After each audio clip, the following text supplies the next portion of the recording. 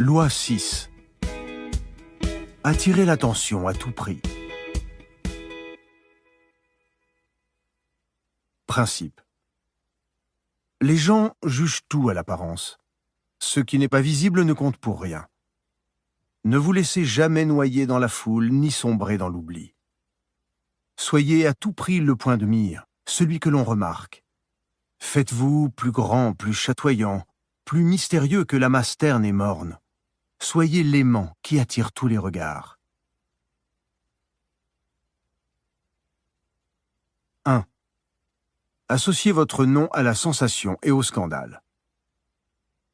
Distinguez-vous en vous créant une image inoubliable, voire controversée. Faites scandale. Démarquez-vous, brillez plus que ceux qui vous entourent. Ne vous souciez pas de la qualité de l'attention que vous suscitez.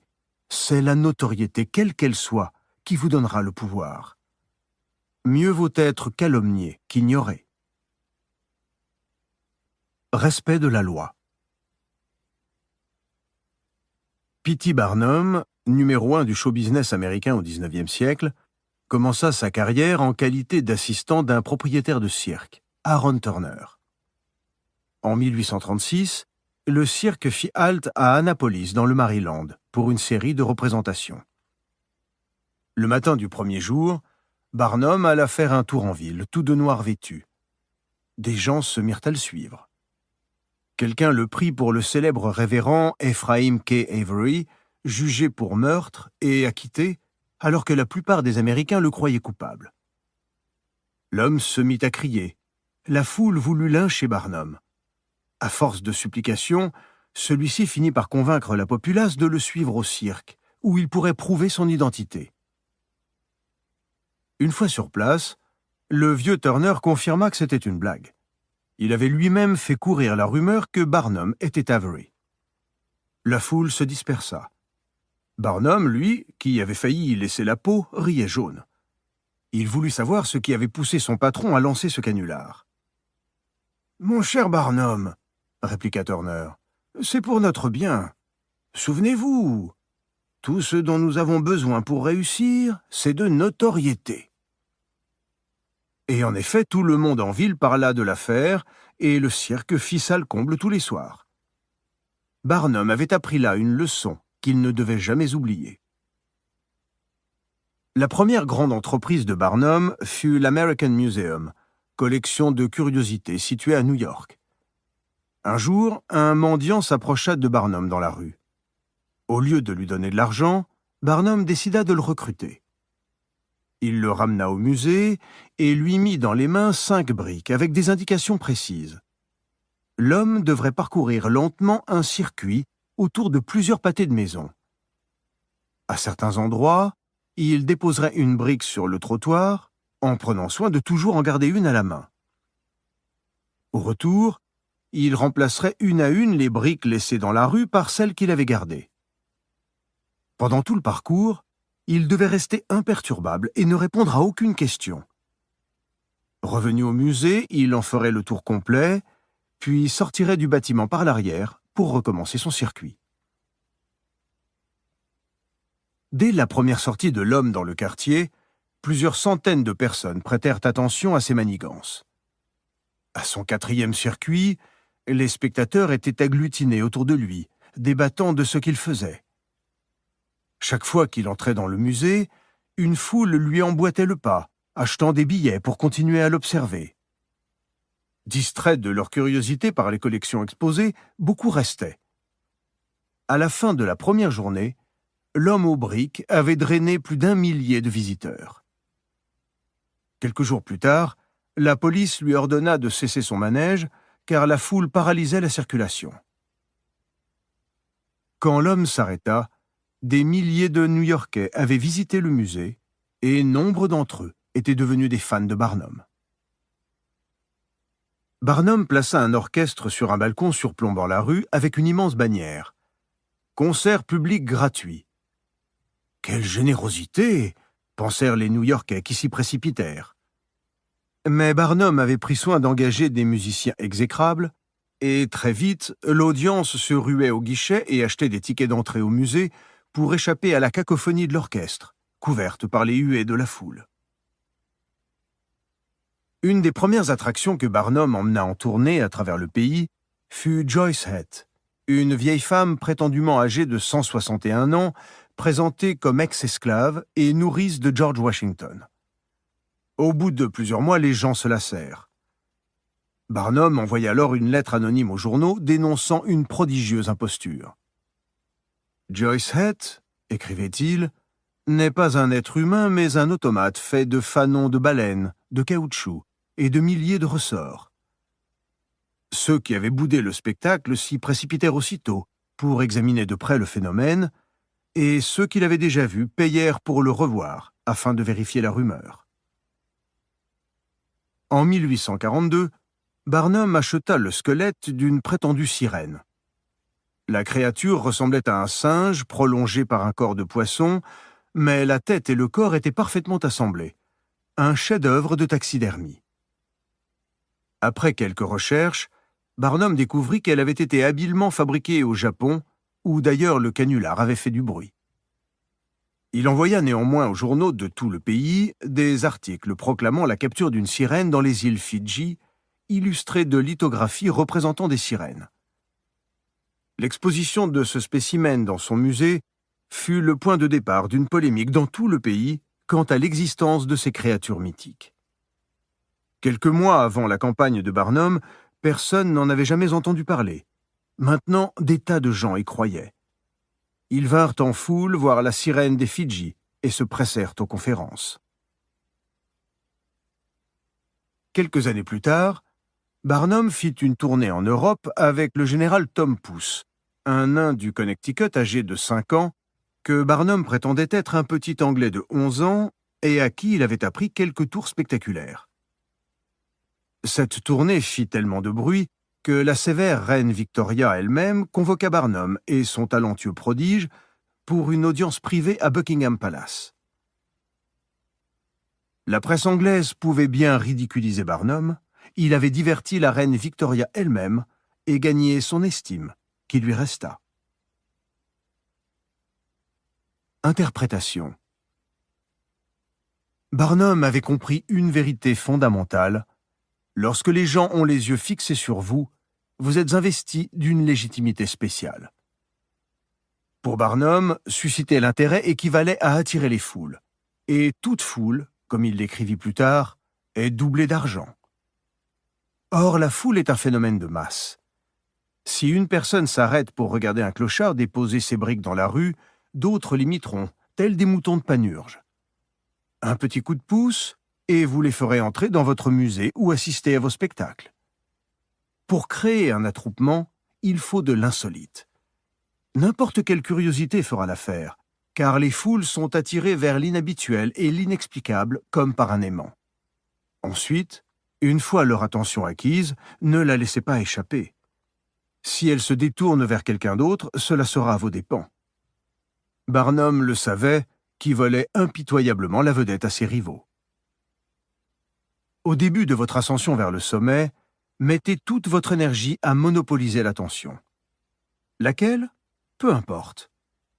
Barnum ne se soucia jamais des méchantes critiques, des attaques calomnieuses que lui valaient ses canulars. Il s'en félicitait. Lorsqu'un journaliste se montrait particulièrement virulent, il l'invitait à une première et le plaçait au premier rang.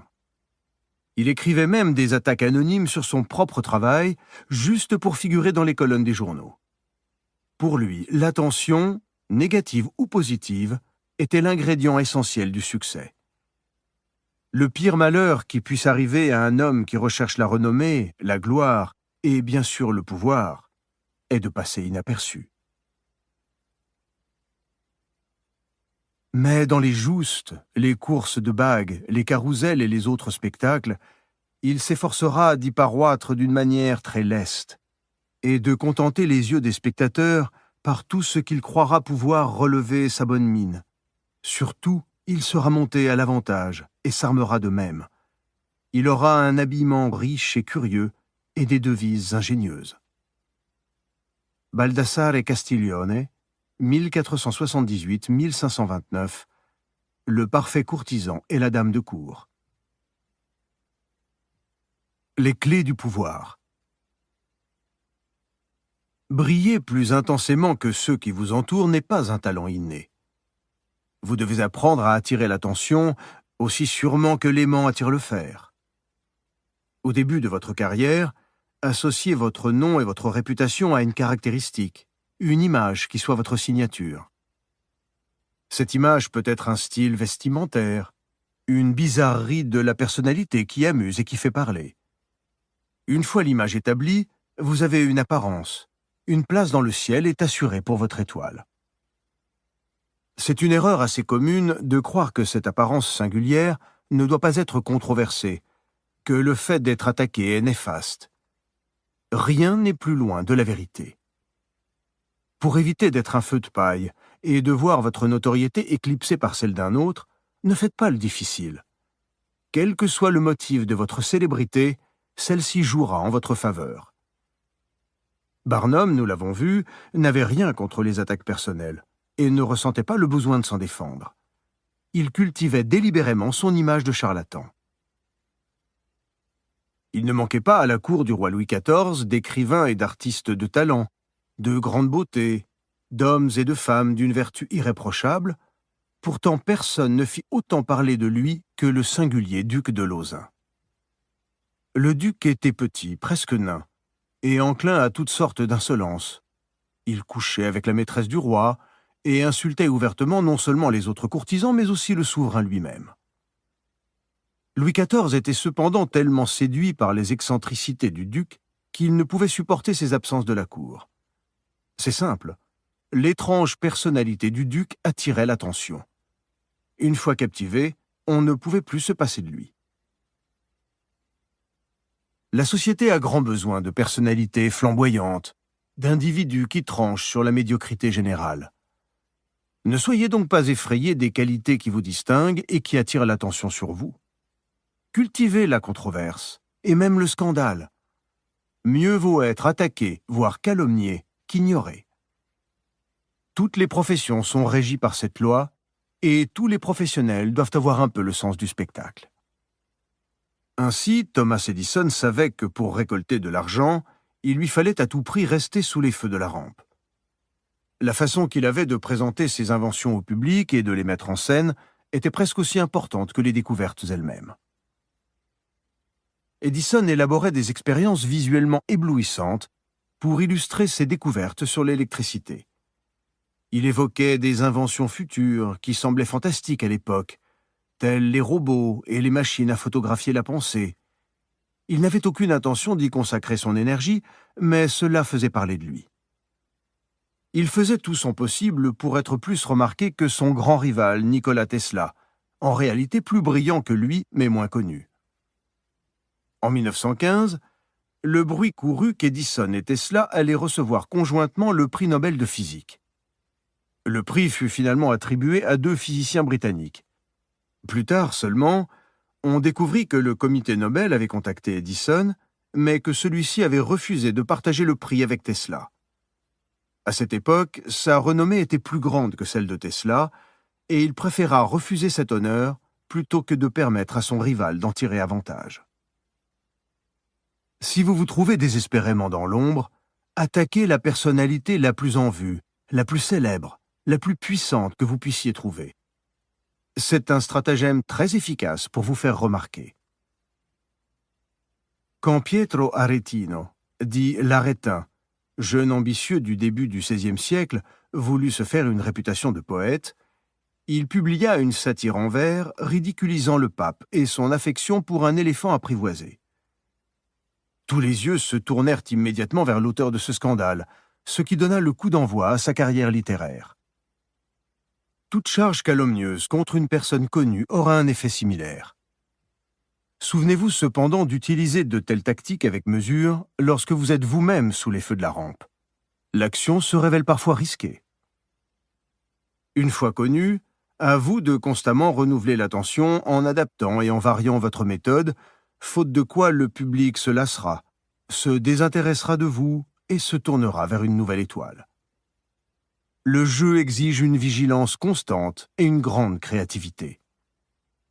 Pablo Picasso ne se laissait jamais disparaître du paysage. Si son nom s'attachait trop à un style particulier, il bouleversait la donne avec une série d'œuvres révolutionnaires qui prenaient tout le monde au dépourvu. Mieux vaut créer quelque chose de laid et de dérangeant, croyait-il, que de flatter les spectateurs avec des œuvres connues d'avance. À retenir. Les gens se sentent supérieurs à quelqu'un dont les actes sont prévisibles. Si vous montrez clairement qui a la situation en main en créant la surprise, vous gagnerez le respect et resserrerez votre emprise sur leur volage attention. Image : les feux de la rampe. L'acteur qui s'avance sous cette brillante lumière brûle les planches. Tous les regards sont sur lui. Il n'y a de place que pour un seul acteur sous les 3 faisceaux lumineux. Faites en sorte que ce soit vous. Osez des gestes si larges, amusants et scandaleux que la lumière s'y attarde, laissant les autres dans l'ombre. Autorité, faire et faire paraître. Les choses ne passent point pour ce qu'elles sont, mais pour ce qu'elles paraissent être. Savoir-faire et le savoir montrer, c'est double savoir. Ce qui ne se voit point est comme s'il n'était point. La raison même perd son autorité lors qu'elle ne paraît pas telle. Le bon extérieur est la meilleure recommandation de la perfection intérieure. Balthasar Gracian, 1601-1658, L'homme de cour, traduit par Amelot de la Houssaye. 2. Auréolez-vous de mystère. Dans un monde de plus en plus banal et familier, des dehors énigmatiques attirent instantanément l'attention. Ne décrivez jamais clairement vos occupations présentes ni futures. Ne dévoilez pas toutes vos cartes. Un monde de mystère intensifie votre présence. Il crée aussi un désir. Tout le monde aura les yeux fixés sur vous dans l'attente de ce qui va se passer. Jouez sur le mystère pour attirer, séduire et même effrayer. Respect de la loi. Au début de l'année 1905, la rumeur courut dans Paris que, dans une demeure privée, dansait une jeune orientale enveloppée de voile qu'elle enlevait un à un. Une femme est venue de l'Extrême-Orient en Europe, chargée de parfums et de joyaux, pour faire connaître un peu de la magnificence orientale à la société repue des villes européennes, écrivit un journaliste qui avait assisté à l'un de ces spectacles. Le nom de la danseuse fut bientôt sur toutes les lèvres, Mata Hari. Cet hiver-là, quelques happy few prirent l'habitude de se réunir dans un salon peuplé de statues et autres antiquités orientales, tandis qu'un orchestre jouait une musique inspirée de mélodies indiennes et javanaises. Après avoir fait languir son auditoire, Mata Hari apparaissait soudain dans un costume éblouissant. Elle portait un soutien-gorge de coton blanc couvert de bijoux indiens. À la taille, une ceinture ornée de pierreries retenait un sarong qui dévoilait plus qu'il ne cachait. À ses bras cliquetaient des rangées de bracelets.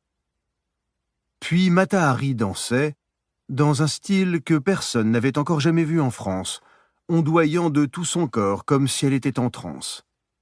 Ces chorégraphies, racontait-elle ensuite à son auditoire émoustillé et curieux, traduisaient des histoires tirées de la mythologie indienne et du folklore javanais.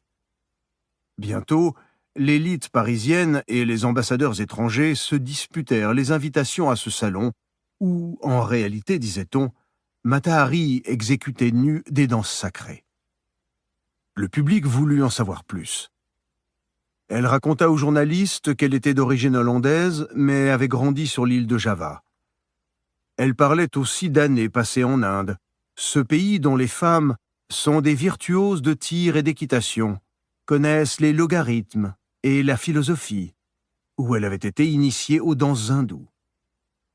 L'été 1905, bien que peu de Parisiens aient eu le privilège de voir Mata Hari danser, on ne parlait que d'elle. Au fur et à mesure de ses interviews, le récit de ses origines ne cessait de changer. Elle avait grandi en Inde. Sa grand-mère était la fille d'une princesse javanaise. Elle avait vécu sur l'île de Sumatra, où elle passait son temps à cheval, risquant sa vie, le fusil à la main. Personne ne la connaissait vraiment, mais les journalistes se souciaient peu des métamorphoses de sa biographie. Ils la comparaient à une déesse indienne, à une créature échappée des pages de Baudelaire. Tout ce que leur imagination voulait voir dans cette femme mystérieuse venue d'Orient.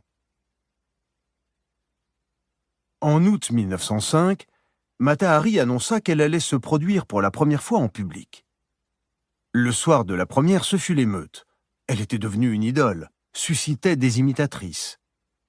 Un critique écrivit « Mata Hari personnifie toute la poésie de l'Inde, son mysticisme, sa volupté, son charme hypnotique. » Un autre nota « Si l'Inde possède de tels trésors insoupçonnés, alors tous les Français vont émigrer sur les rives du Gange. »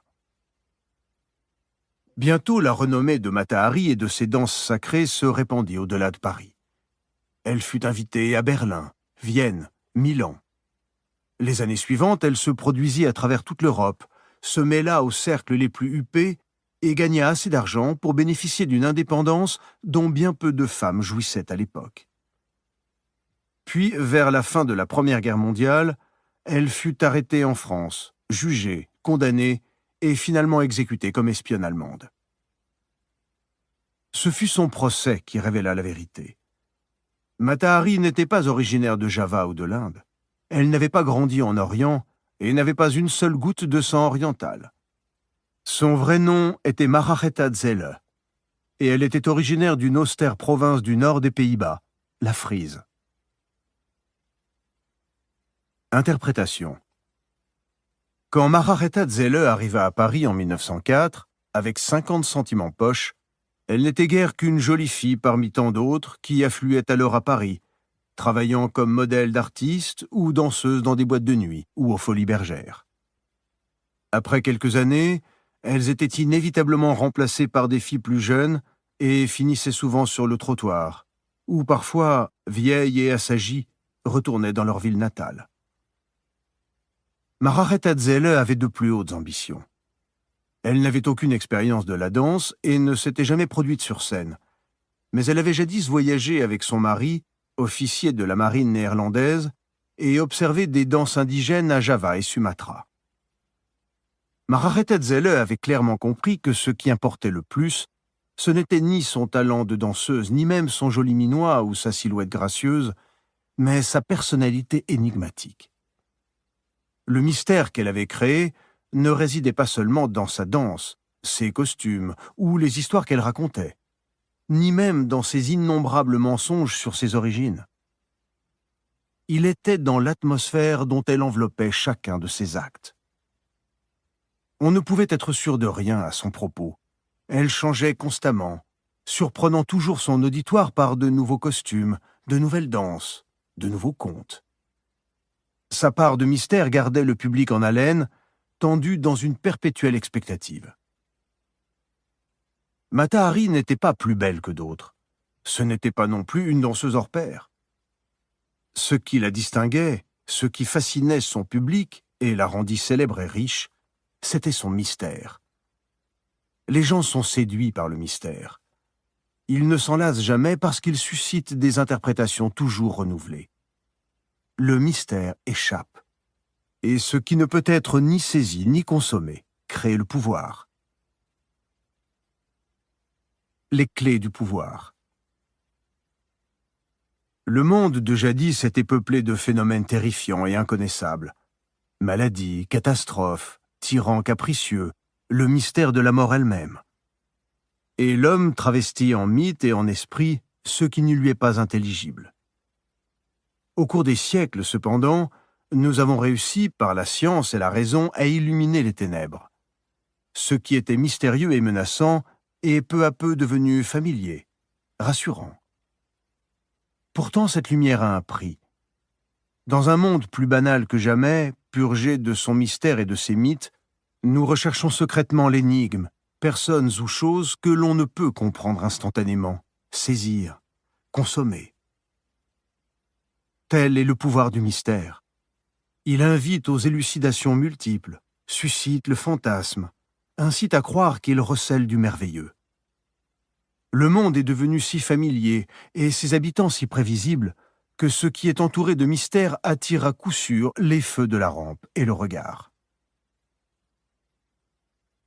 N'imaginez pas que cela nécessite d'être grand et terrifiant. C'est dans votre comportement de tous les jours que le mystère se tisse, et ce qui est subtil a davantage le pouvoir de fasciner. Souvenez-vous, la plupart des gens sont francs. On peut lire en eux comme un livre ouvert. Ils se soucient peu de maîtriser leurs propos ou leur image et sont désespérément prévisibles. Il suffit d'un peu de retenue, d'un silence étudié, de quelques phrases énigmatiques, d'une conduite délibérément incohérente et étrange avec finesse, pour créer autour de soi une aura de mystère que les gens amplifieront à loisir en cherchant constamment à l'interpréter. Les artistes, comme les usurpateurs, comprennent le lien essentiel qui existe entre le fait de se montrer mystérieux et celui d'attirer l'intérêt. Le comte Victor Lustig, escroc aux façons aristocratiques, joua ce jeu à la perfection. Il avait des comportements singuliers qui ne semblaient pas avoir de sens.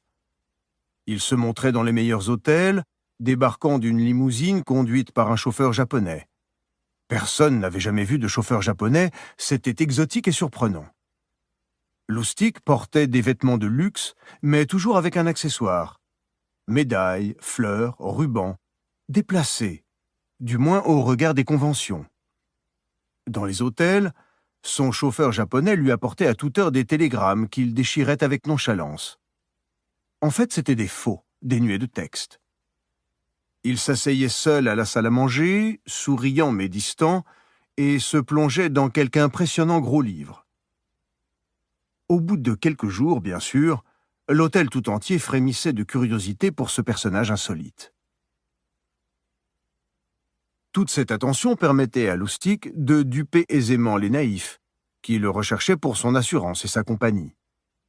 Chacun voulait être vu avec le mystérieux aristocrate, et en présence de cette distrayante énigme, il ne remarquait même pas qu'il était en train de les escroquer.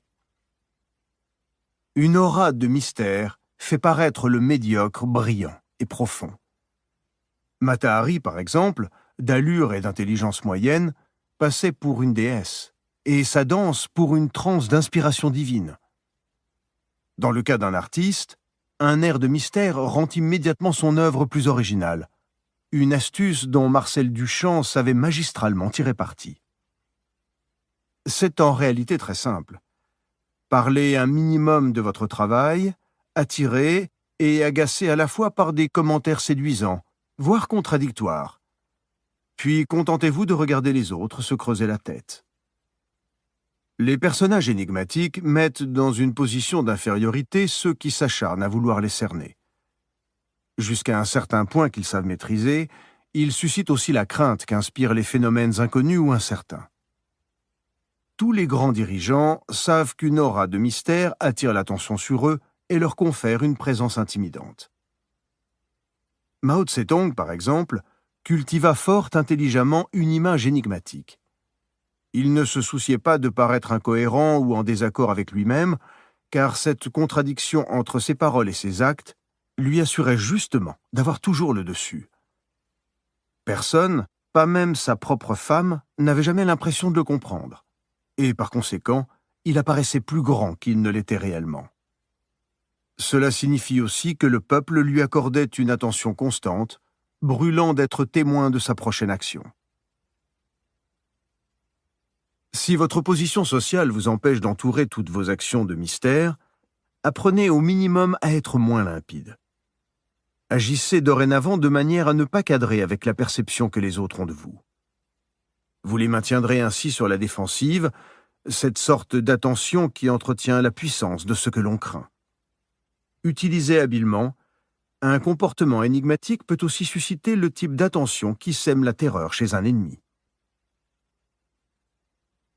Pendant la Seconde Guerre punique, 219-202 avant Jésus-Christ, le grand général carthaginois Hannibal causa des ravages en marchant sur Rome. Hannibal était connu pour son intelligence et sa duplicité. Sous son commandement, grâce à d'habiles manœuvres, l'armée de Carthage, pourtant bien inférieure aux forces romaines, avait constamment dominé. Un jour, pourtant, les éclaireurs d'Hannibal commirent une faute énorme. Ils conduisirent les troupes sur un terrain marécageux, acculé à la mer. L'armée romaine bloqua le col menant à l'intérieur des terres, et son général, Fabius, était ravi. Hannibal était enfin pris au piège. Il posta ses meilleurs sentinelles à l'entrée du défilé et se mit à échafauder un plan pour détruire les forces adverses. Mais au milieu de la nuit, les veilleurs aperçurent en contrebas un spectacle incompréhensible. Une impressionnante procession de lumière gravissait la montagne. Des milliers et des milliers de lumières. C'était l'armée d'Hannibal. Elle avait brusquement centuplé. Les sentinelles discutèrent fiévreusement de ce que cela pouvait signifier. Des renforts arrivés par mer? Un contingent de réserve dissimulé jusque-là dans les marais? Des fantômes? Aucune explication ne tenait debout. Tandis qu'ils observaient cet étrange phénomène, les feux se déclarèrent dans toute la garrigue, et un bruit horrible monta jusqu'à eux, comme le son de millions de trompettes. Des démons, pensèrent-ils. Les sentinelles, pourtant les soldats les plus braves et les plus sensés de l'armée romaine, s'enfuirent en désordre. Le jour suivant, les Carthaginois avaient décampé. Quelle avait été l'astuce d'Hannibal? Avait-il vraiment usé de sorcellerie? Non. Il avait fait attacher des faisceaux de brindilles aux cornes des milliers de bœufs qui voyageaient avec ses troupes comme bêtes de trait. On y avait mis le feu, donnant l'impression qu'une vaste armée munie de torches gravissait la montagne. Quand les flammes avaient atteint le cuir des bœufs, ils avaient fui en tous sens, beuglant comme des forcenés et propageant l'incendie au flanc de la montagne. Le succès de cette manœuvre ne s'explique pas que par sa mise en œuvre matérielle, mais aussi par son déroulement insolite qui progressivement terrifia les sentinelles romaines. Impossible d'interpréter cette inquiétante manifestation. Si les soldats avaient pu se l'expliquer, ils seraient restés à leur poste. En situation difficile, acculés et sur la défensive, tentez une expérience simple. Faites quelque chose qui ne puisse s'expliquer ni s'interpréter facilement. Choisissez une action anodine, mais accomplissez-la bizarrement, d'une façon ambiguë qui déstabilise votre adversaire. Ne vous contentez pas de rendre vos intentions imprévisibles, bien que cette tactique puisse aussi se révéler efficace, voire la loi 17. Comme Hannibal, montez un scénario indéchiffrable. Votre comportement semblera insensé, sans rime ni raison. Si vous vous y prenez bien, vous inspirerez la crainte et les sentinelles abandonneront leur poste. Cette tactique est parfois appelée la folie simulée de Hamlet, car Hamlet utilise habilement ce stratagème dans la pièce de Shakespeare pour effrayer son beau-père Claudius par son étrange comportement. Le mystère peut faire apparaître vos forces plus grandes, votre pouvoir plus terrifiant.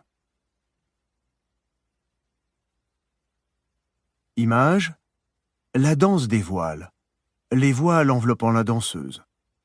Ce qu'il révèle excite, ce qu'il cache intrigue. C'est l'essence même du mystère. Autorité, ne pas se déclarer à un continent, c'est le moyen de tenir les esprits en suspens, surtout dans les choses importantes qui font l'objet de l'attente universelle. Cela fait croire qu'il y a du mystère en tout, et le secret excite la vénération. Dans la manière de s'expliquer, on doit éviter de parler trop clairement. Et dans la conversation, il ne faut pas toujours parler à cœur ouvert. Le silence est le sanctuaire de la prudence. Il faut donc imiter le procédé de Dieu, qui tient tous les hommes en suspens. Balthasar Gracian, 1601-1658, L'homme de cour, traduit par Amelot de la Houssaye. A contrario. Au début de votre ascension vers les sommets, vous devez attirer l'attention à tout prix.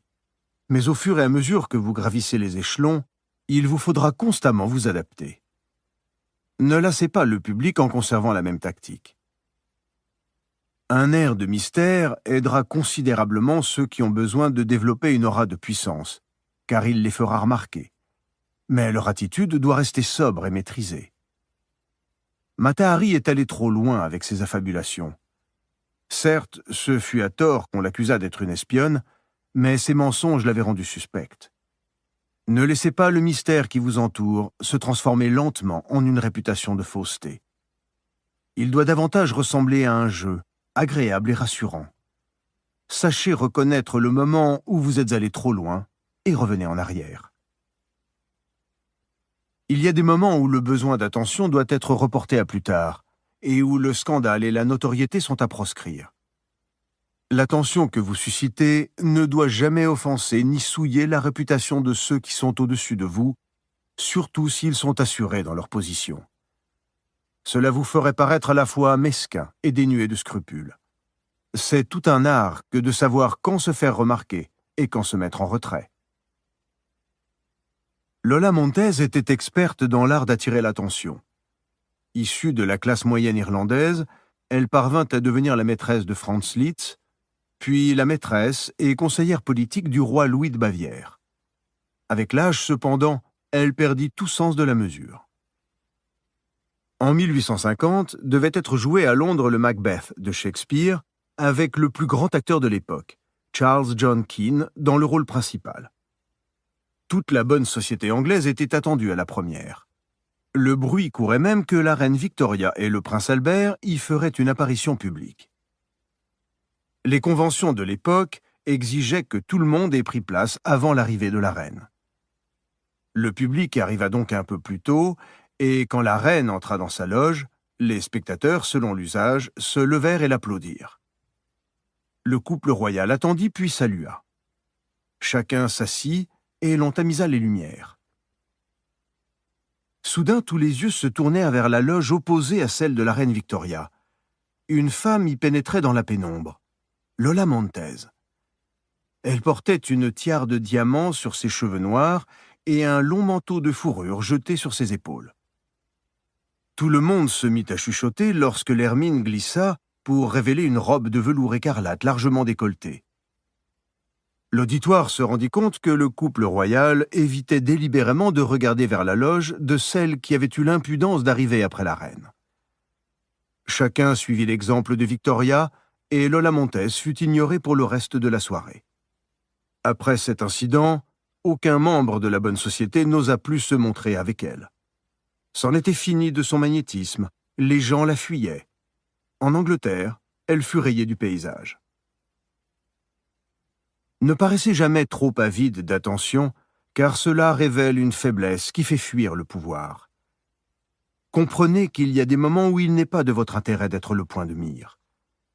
En présence d'un roi ou d'une reine, par exemple, ou de leur équivalent, inclinez-vous et effacez-vous.